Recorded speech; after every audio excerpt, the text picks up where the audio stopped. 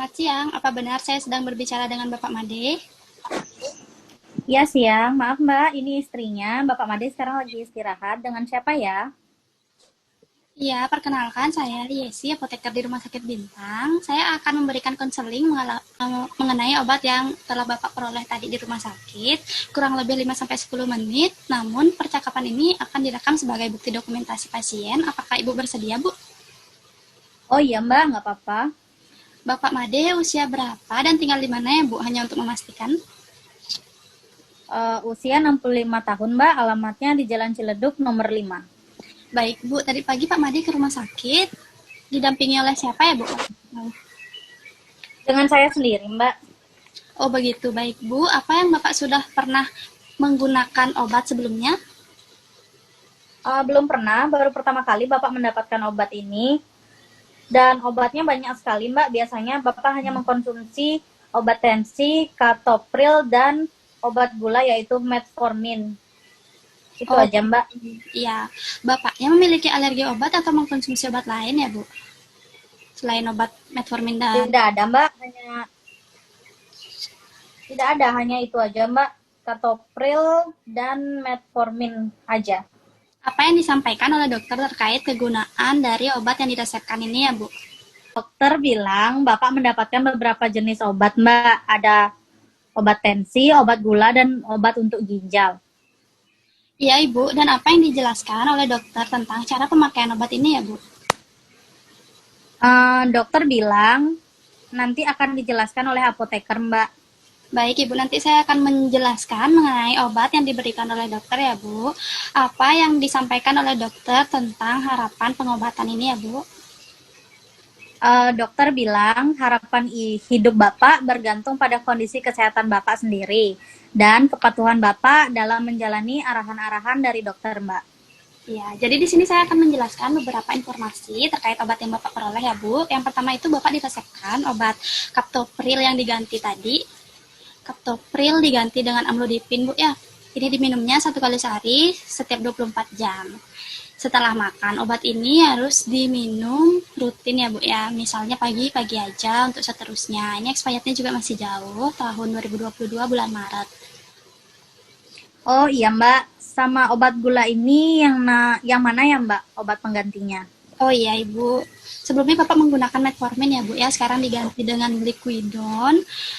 Ini diminumnya 2 kali sehari, 1 tablet atau setiap 12 jam, Bu. Ya, ini dikonsumsi saat makan di suapan pertama. Ini expirednya juga masih jauh, Bu, di bulan Maret 2022 ya. Oh iya Mbak. Selanjutnya ada obat kalitakin, minumnya 3 kali sehari, 1 bungkus setiap 8 jam ya Bu ya, dikonsumsi saat perut kosong dengan cara 1 bungkus kalitakin dilarutkan dengan 30-50 ml air. Ini merupakan suplemen kaliumnya. Kemudian ada ketosteril, diminumnya 3 kali sehari, 4 tablet pada saat makan. Ini obat untuk vitamin ginjalnya ya Bu. Kemudian ada obat kalsium karbonas, ini diminumnya 3 kali sehari, 1 tablet. Kemudian ada vitamin D, 1 kali sehari 1 tablet setelah makan untuk tulangnya ya. Terus ada obat furosemid. Ini diminumnya 1 hari sekali pada pagi hari. Ini memiliki efek samping. Efek sampingnya itu sering buang air kecil, jadi lebih baik dikonsumsi pada pagi hari agar tidak mengganggu waktu istirahat bapaknya. Kemudian ada lansoprazol, ini minumnya 1 kali sehari. Ini untuk mual dan muntah yang Bapak rasakan dan dikonsumsi pada saat perut kosong 1 atau 2 jam sebelum makan atau 2 jam sesudah makan agar penyerapannya maksimal. Kemudian ada loratadin, ini diminumnya 1 kali sehari 1 tablet setelah makan untuk gatal-gatalnya ya Bu. Dan yang terakhir ada obat eritropoietin yang berbentuk seperti suntikan itu Bu. Ini digunakan 2 menit sebelum cuci darah ya. Untuk obatnya bisa ditebus terlebih dahulu di instalasi farmasi dan akan dibantu sama perawat di sini untuk menggunakannya. Obat eritropoietin biasanya disimpannya di kulkas Bu ya, suhu 2-8 derajat Celcius. Jadi setelah mendapatkan obatnya diharapkan untuk segera diserahkan pada dokter atau perawat yang menangani Bapak nanti. Ini obat untuk apa ya Mbak? Ini adalah obat hormon yang berfungsi untuk mengatur produksi sel darah merah, Bu. Nah, hormon ini biasanya dihasilkan secara alami oleh ginjal. Namun, bila ginjal mengalami kerusakan, hormon ini akan berkurang dan akan menyebabkan anemia atau HB-nya rendah nanti. Oh, begitu ya, Mbak. Pantas nilai HB Bapak rendah, Mbak. Apakah semua obat ini ada efek sampingnya ya, Mbak? Oh iya, Bu, di sini semua obat itu memiliki efek samping ya. Salah satunya obat furosemid, yaitu sering buang air kecil, jadi lebih baik dikonsumsi pada pagi hari agar tidak mengganggu istirahat di malam hari. Dan selain itu, ada juga efek sampingnya seperti vertigo, pusing, penglihatan menjadi buram. Nah, selain itu, efek samping dari hemodialisis atau cuci darah itu juga ada Bu, seperti karam otot, kulit gatal, seringkali lebih parah sebelum atau sesudah cuci darah dilakukan. Tekanan darah tidak teratur terutama pada yang menderita diabetes, masalah tidur, cairan berlebih, sehingga orang yang menjalani cuci darah harus mengonsumsi jumlah cairan yang sama setiap harinya. Infeksi atau menggelembungnya di area titik akses cuci darah, depresi, dan perubahan mood. Tetapi selama tidak ada keluhan, eh, Bapak bisa melanjutkan pengobatan sesuai dengan aturan yang sudah saya jelaskan ya. Bahaya nggak sih itu efek sampingnya, Mbak? Oh, enggak Bu, selama Bapak minum sesuai aturan dan efek samping ini jarang sekali terjadi. Tetapi bila ada, Bapak bisa langsung hubungi dokter ya Bu. Oh, baik, Mbak. Kemudian untuk penyimpanan obat, hindari terkena sinar matahari langsung dan tempat yang lembab ya Bu. Oh iya, nanti saya taruh di tempat obat saya di rumah, Mbak. Nah, selain dengan metode pengobatan, mulai sekarang Bapak juga harus menerapkan pola hidup sehat. Tidak merokok, tidak minum minuman beralkohol, mengelola nutrisi tubuh seperti pengurangan asupan protein dengan cara diet protein ya Bu, serta olahraga ringan seperti pemanasan ringan sambil berbaring atau sambil duduk dengan cara menggerakkan kaki atau tangan begitu.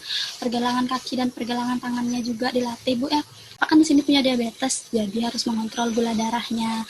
Bapak juga ada tensi, dikontrol tensinya. Kalau kontrol darahnya, hindari makanan manis. Kalau kontrol tensinya, hindari garam, gitu Bu ya. Jangan berlebihan semuanya. Oh, begitu ya, Mbak. Baik, Mbak. Nanti saya akan sampaikan Mbak ke Bapak untuk menerapkan pola hidup sehat yang seperti Mbak bilang barusan. Apakah Bapak masih bisa bekerja seperti biasa ya, Mbak? Oh iya, tentu Bu. Bapak bisa bekerja seperti biasa, walau memang harus mengalokasikan waktunya untuk menjalani cuci darah. Bapak juga harus menghindari pekerjaan yang menuntut tenaga fisik ya Bu. Jadi nggak boleh capek-capek, Bapaknya dikasih tahu juga. Baik, Mbak. Apakah Bapak bisa sembuh ya, Mbak? Yang penting kondisi kesehatan Bapak sendiri tetap dijaga seperti rutin mengkonsumsi obat dan tetap patuh dalam menjalani arahan-arahan dari dokter ya Bu. Ya, Mbak. Walaupun sangat sulit sekali ngasih tahu Bapak, saya akan berusaha, Mbak. Iya Bu, memang sangat sulit untuk menerapkannya, tetapi apabila dilakukan dengan sungguh-sungguh pasti akan terbiasa. Apakah Ibu sudah paham sampai di sini tentang obat yang saya jelaskan? Ya, Mbak. Sudah paham. Oke Bu, agar tidak ada informasi yang terlewatkan, apakah Ibu bisa mengulangi lagi tentang obat yang tadi saya sudah sampaikan? Oh iya Mbak, ini ada obat untuk tekanan darah. Sebelumnya diberikan katopril. Sekarang diganti amlodipin. Ya. Diminum 1 kali sehari, 1 tablet atau setiap 24 jam sekali setelah makan. Obat ini yang harus diminum rutin, misalnya pagi saja untuk seterusnya. Terus metformin sekarang diganti dengan obat glyquidon tablet. Diminum 2 kali sehari 1 tablet. Atau setiap 12 jam dikonsumsi saat makan di suapan pertama. Lalu obat kalitake diminum 3 kali sehari 1 bungkus setiap 8 jam. Dikonsumsi saat perut kosong dengan cara 1 bungkus kalitake dilarutkan dalam 30-50 ml air. Lalu ada obat ketosteril diminum 3 kali sehari 4 tablet pada saat makan. Ini obat untuk vitamin ginjalnya. Kemudian ada obat kalsium karbonat diminum 3 kali sehari 1 tablet setelah makan. Ini tablet tiketnya. Lalu vitamin D dikonsumsi 1 kali sehari 1 tablet setelah makan. Furosemid 1 kali sehari 1 tablet setelah makan pada pagi hari. Lansoprazol ini diminum 1 kali sehari. Ya. Ini obat untuk mual dan muntah, dikonsumsi pada saat perut kosong 1 atau 2 jam sebelum makan atau 2 jam sesudah makan agar penyerapannya maksimal. Lalu loratadin tablet 1 kali sehari 1 tablet diminum setelah makan untuk gatal. Dan terakhir ada obat eritropoietin yang berbentuk seperti suntikan itu, digunakan 2 menit sebelum cuci darah. Ya, betul Bu. Untuk mempermudah Bapak agar mengingat jadwal minum obatnya pada saat bekerja, sebaiknya atur waktu minum obat dengan alarm di handphone Bapak ya Bu. Oh iya Mbak, terima kasih solusinya. Apabila Bapak lupa meminum salah satu obat itu, bagaimana ya Mbak? Bapak bisa mengkonsumsi obat pada waktu ingat dan tidak boleh menggandakan dosis ya Bu. Oh begitu ya Mbak. Nah, bagaimana dengan pola hidup yang harus Bapak terapkan untuk kedepannya?